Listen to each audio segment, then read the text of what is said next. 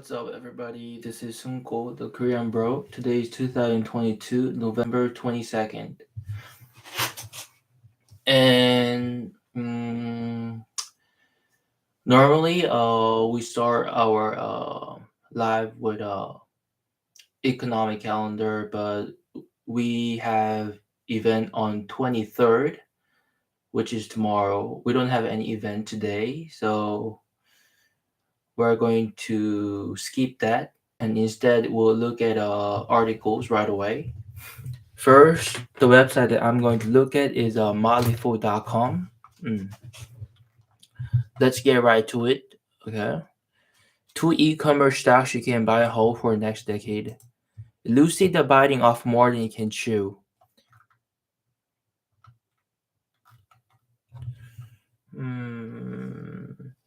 89% of Warren Buffett's portfolio is invested in these 12 stocks.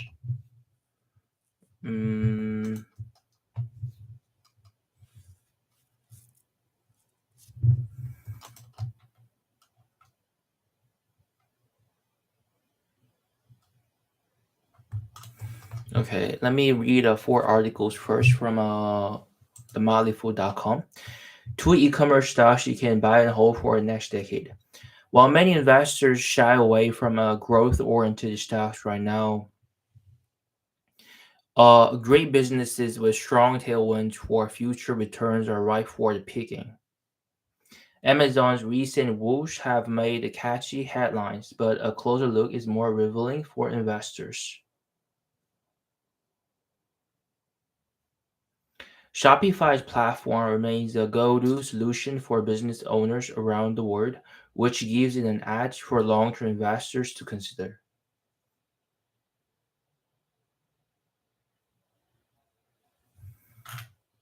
Okay, the first one we have is on Amazon.com as always, and next one is Shopify. Uh, I know potential of Amazon, but let's read this one more time to briefly go over what advantages they have and what are the competitive points that they have against competitors. Okay. Amazon can weather the storm from a decelerated revenue and earnings growth to reports of layoffs. There have been a wide range of headwinds hitting Amazon lately, but a closer look at some of these factors doesn't deem the brighter long-term path to growth than Amazon has. Third quarter net sales of $127 billion and net income of $2.9 billion came in below what analysts were expecting. But these figures were in line with what management had projected, and balance were nothing to scoff at in the current economic environment. Without diminishing the devastating impact the layoffs have on those affected, Amazon is planning to cut its workforce by 10,000 in the coming months, represents only around 3% of its total employees. Amazon also has many varied growth catalysts to depend on. The overall tailwind driving the e-commerce industry might be slowed by recession, but this sector will continue to be a defining force in the future. Amazon currently controls 38% of e-commerce sales in the US. The other core powerhouse of the business is its cloud computing segment. Even in the most recent quarter when growth slowed overall, Amazon Web Services still reported that sales just jumped 27% from a year ago. Cloud computing segment is what they're good at. Of course, most people know that they control about 38% of e-commerce sales from in the US. But it's not only that, but they are good at cloud computing segment. Amazon has also had success in lucrative industries like entertainment, groceries, and healthcare. Amazon Care is shutting down this year, but the company just announced launch of Amazon Clinic.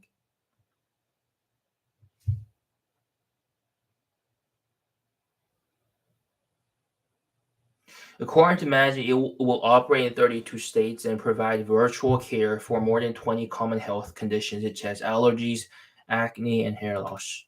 Amazon's pharmacy segment is pending acquisition of One Medical will also bolster its long term potential in the multi-billion-dollar virtual healthcare space. Many of the headwinds evident in its recent earnings report aren't tied to the actual business itself. Either supply chain disruptions, foreign currency weakness, and economic uncertainty are affecting many other businesses across a range of industries. Amazon has survived many uncertain periods, and there is no reason to think this one will be any different. Yeah.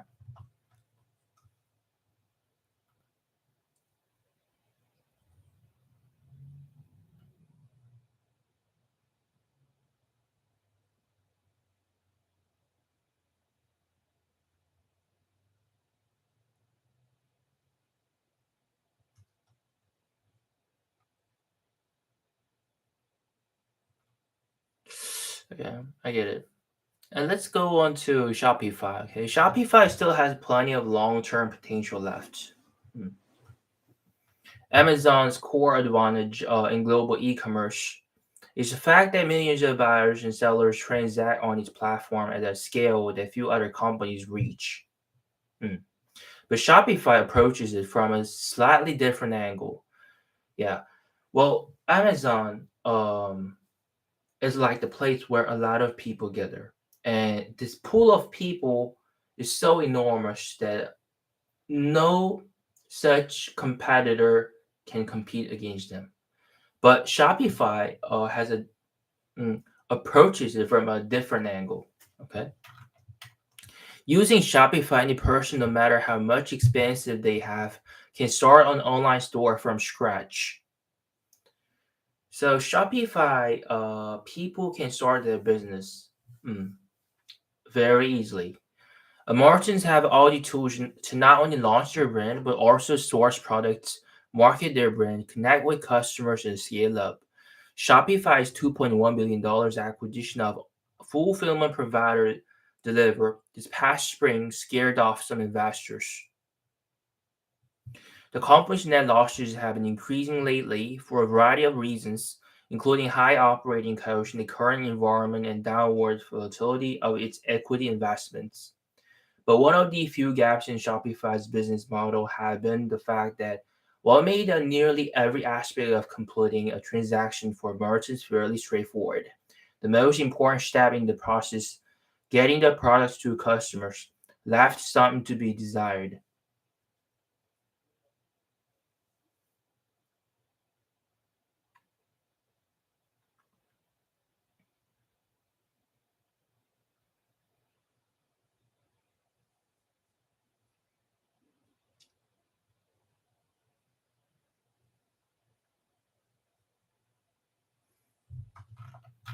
Okay? With the addition of Deliver, Shopify has considerably augmented the capabilities of existing Shopify fulfillment network, which should not only draw more merchants to the platform, but also enable more seamless customer transactions. This should also drive more transactions on the 5.6 million online stores it supports.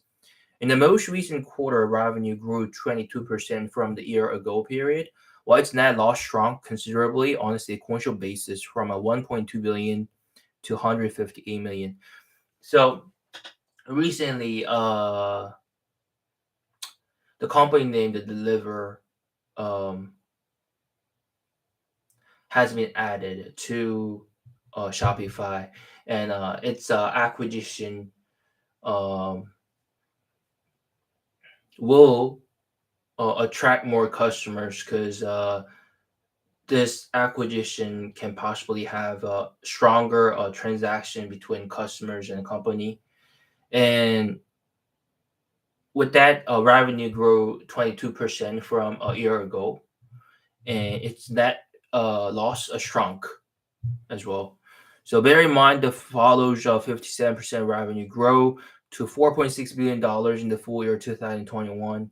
When Shopify also reported net income of nearly $3 billion compared to $320 million in 2020. Currently, Shopify controls an 11% share of the global e-commerce software platform market, while declines in consumer spending will affect any company with discretionary exposure in the short term. Over the long term, the more durable spending habits of consumers bode well for a company With the established presence Shopify has, it's also a good omen for its patient long-term shareholders.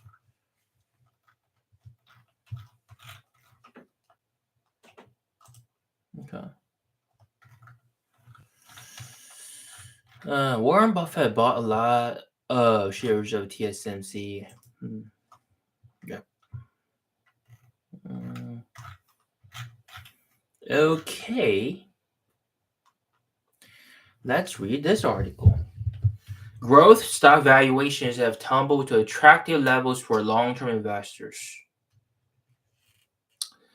Splunk is a leader in data analytics and cybersecurity functions. Shockwave Medical is rolling out a new medical device to safely treat a major health issue.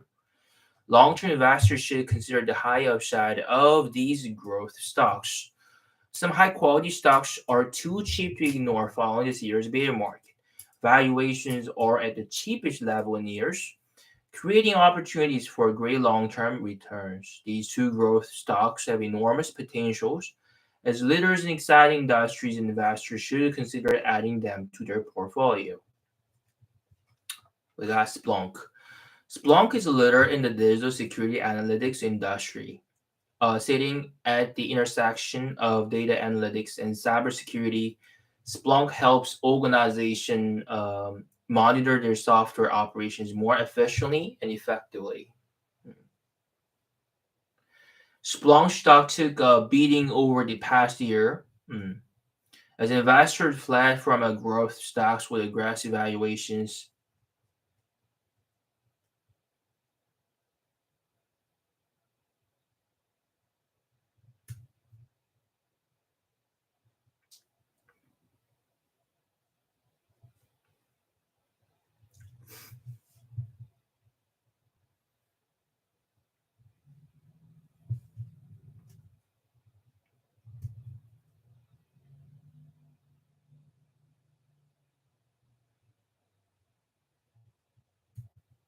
Its price sales ratio dropped from around 15 to current level around 4. That makes it more attractively valued than Alphabet, Apple, and Microsoft. So this company is a digital security analytics and analytics industry. Okay.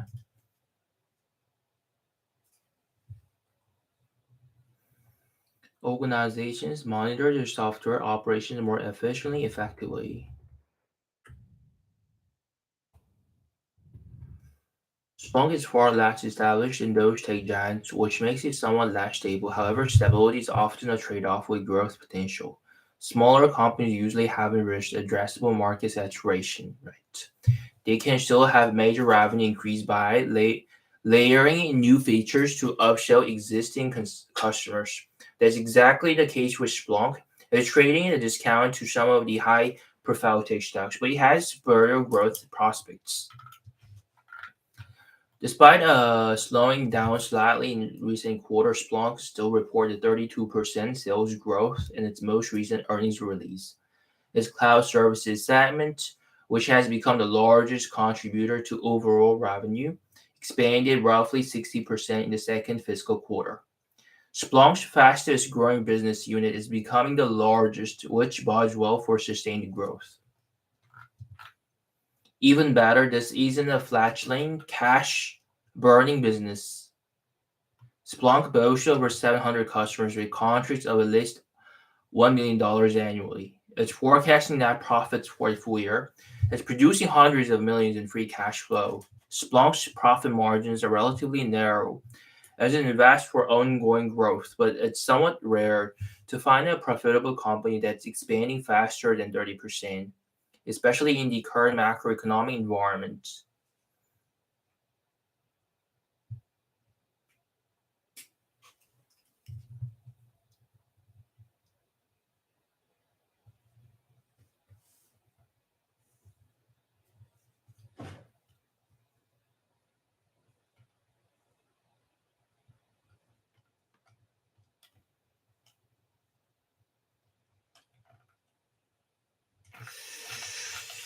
I'll have to look at Splunk in depth because hardly I cannot. grasp the concept of this company. So what I'm gonna do is go to yahoofinance.com and type Splunk and look at profile of this company.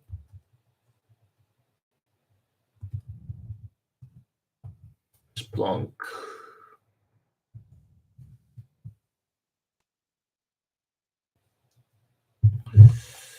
Hmm.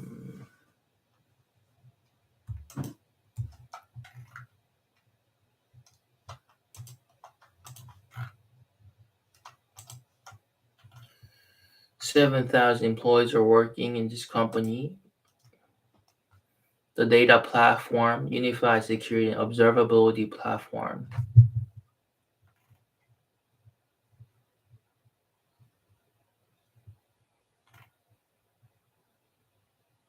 How we help you turn data into doing. Our extensible data platform delivers unified security, full stack observability, and limitless custom application.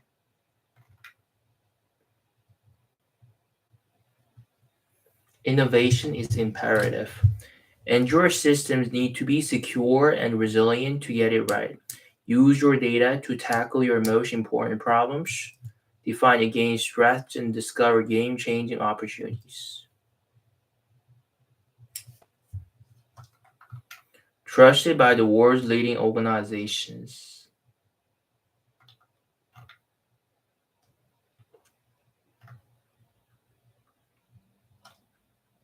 Remove the barriers between data and action.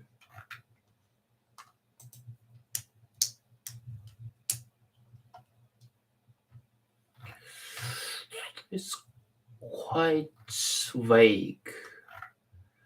I'm not sure if it's just me or it's kind of hard to understand the concept.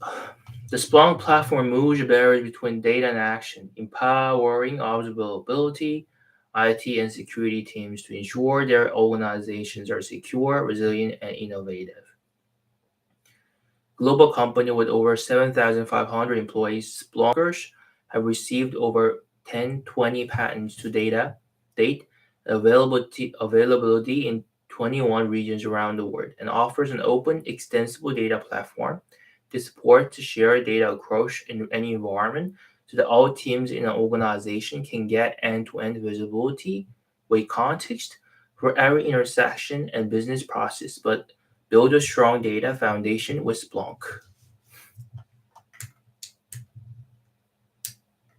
Even Coca-Cola uses it, Hyatt uses it, Zillow uses it. Okay.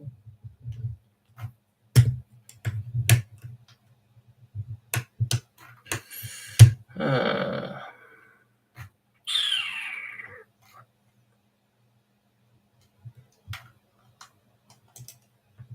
okay, they are ESG committed company.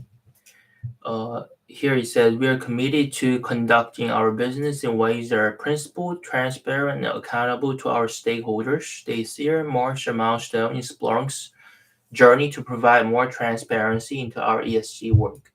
Learn more about our priorities and progress outlined in our environmental, social, and governance as Splunk 2020 update.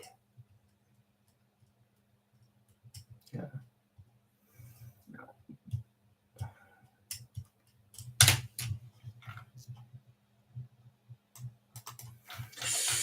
But I have to look into it more. Splunk, it's on my portfolio. Splunk. Okay. And what else do we have?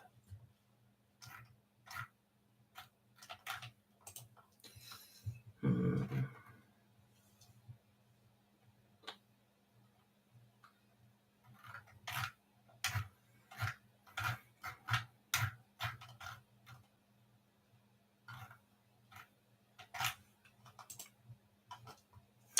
Okay, next one is about NVIDIA. NVIDIA scores huge when Microsoft will be first public cloud to adopt its AI stack.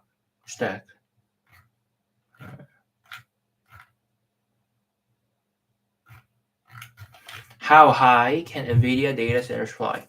As CEO Jensen Huang discussed in the latest earnings call, lots of companies from large, well-established ones to a slew of new startups want quick and easy to use access to NVIDIA's full-stack computing offerings, thus getting distribution of its hardware and AI software via public clouds. Like Microsoft and Oracle is a big deal for NVIDIA. The quicker it can do so, the better. It's still early on in generating a recurring revenue stream from a cloud subscription access to its AI suite. And distribution via partners like Microsoft and Oracle will help you reach more customers at a faster rate.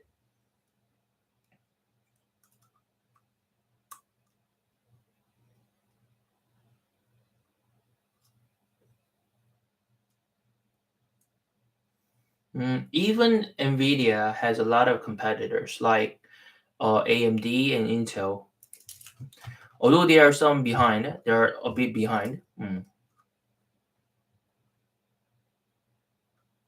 However, NVIDIA's strategy of building hardware and software is unique. It's steadily warning its way into the enterprise software market here, creating a diverse set of tools that can be used by developers to build their own solutions all the way to full-blown applications that are ready to use. Cloud-based enterprise software is worth hundreds of billions of dollars in annual spending worldwide. Suffice to say, there's some room to wiggle in. Even a small slice of this pie would be huge for NVIDIA.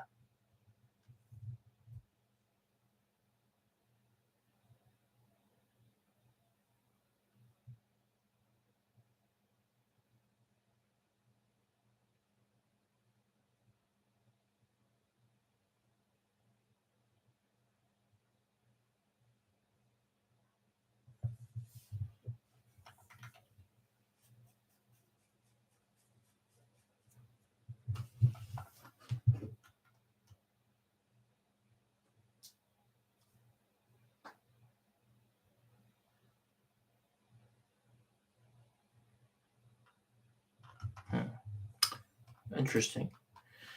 Now,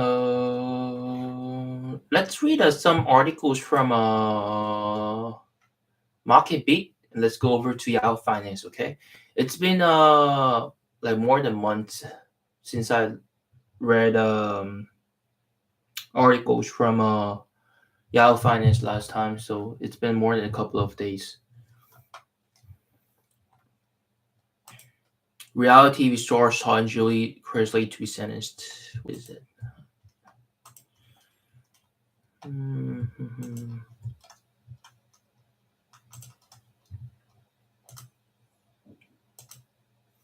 Sophie technology stock is cheap at these levels. GameStop stock. Dogs are the S&P 500. Why do you invest in them? Okay.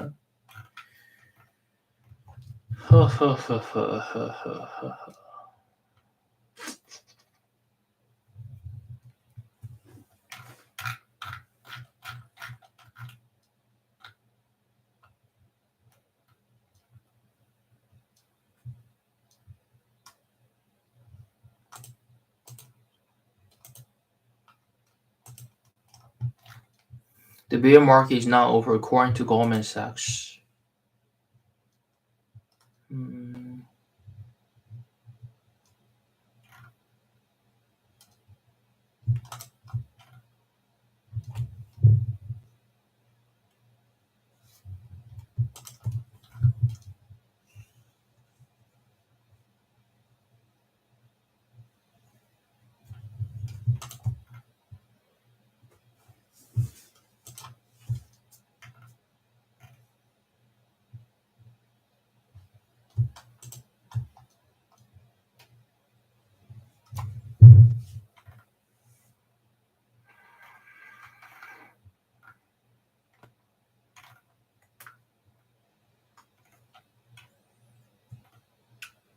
Okay, I just picked only a few articles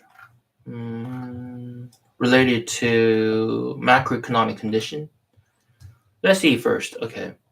Mm, the bear market is not over, according to Goldman Sachs. The bear market is not over, in our view. Closely follow Goldman Sachs strategies that Peter Oppenheimer wrote in a new note. The conditions that are typically consistent with an equity trough have not yet been reached. We would expect lower valuations, a trial in the momentum of growth deterioration, and a peak in interest rates before sustained recovery begins. Oppenheimer last warned in early September that stocks were not out of the woods. After Oppenheimer's call, the S&P 500 went on to a touch a free low for a year in middle October on the back of rising interest rates and still high inflation readings. The recent rebound in equities is not the first we have seen in this bear market, the note stated. In our view, the speed of the rise in interest rates has the potential to do more damage as investors are likely to increasingly focus on growth and earnings weakness. Many investors have been trying hard to put thoughts of bear markets in the rear view mirror.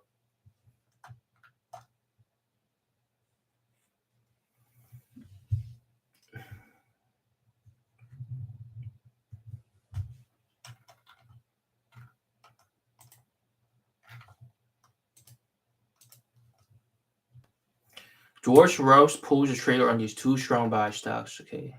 Uh,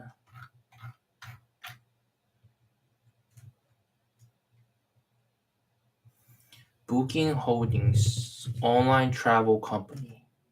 Booking is a holding company and subsidiary brand include Booking.com, Priceline, Agoda, RentalCars.com, Kayak, OpenTable. Customers can use these sites to access rooms, flights, meals, and other services worldwide, and the brands can connect with customers everywhere.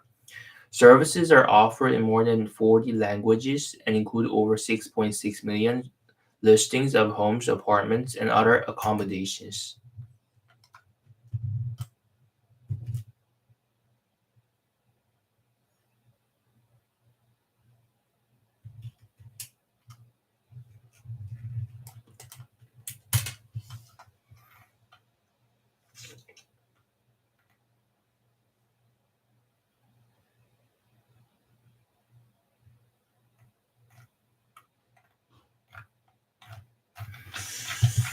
Bookings.com, Booking Holdings, okay.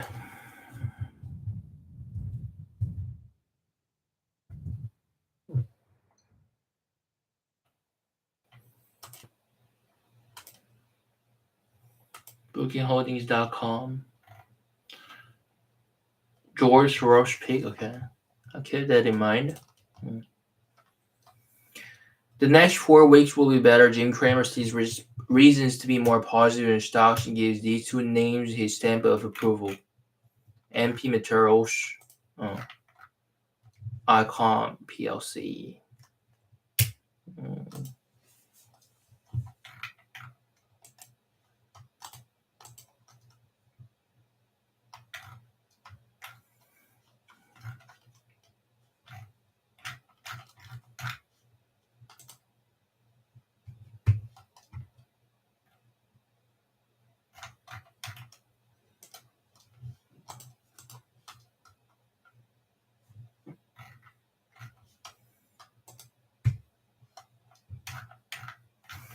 Okay, let's read this one too.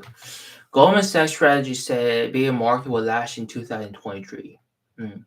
Equity investors hoping for a better year in 2023 will be disappointed. According to Goldman Sachs Group Strategies, who said the bear market phase is not over yet. The conditions that are typically consistent with an equity trough have not yet been reached.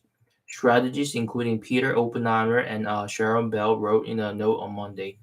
They said that a peak in interest rates and lower valuations reflecting recessions are necessary before any sustained stock market recovery can happen. The strategists estimate that the S&P 500 will end 2023 at 4,000 index points, just 0.9% higher than Friday's close.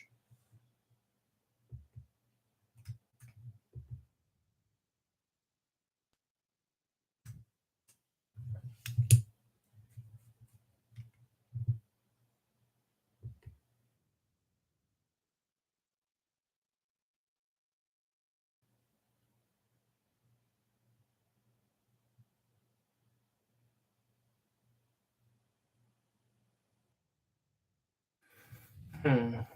There are not many interesting articles tonight. Okay, let's go over to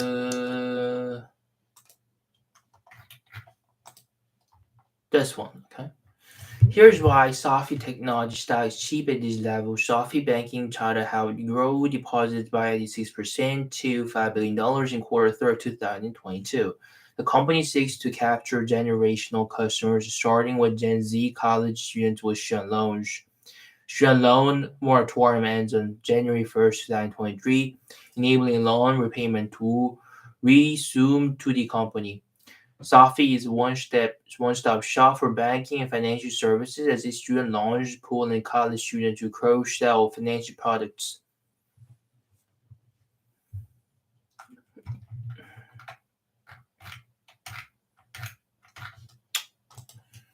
Hmm.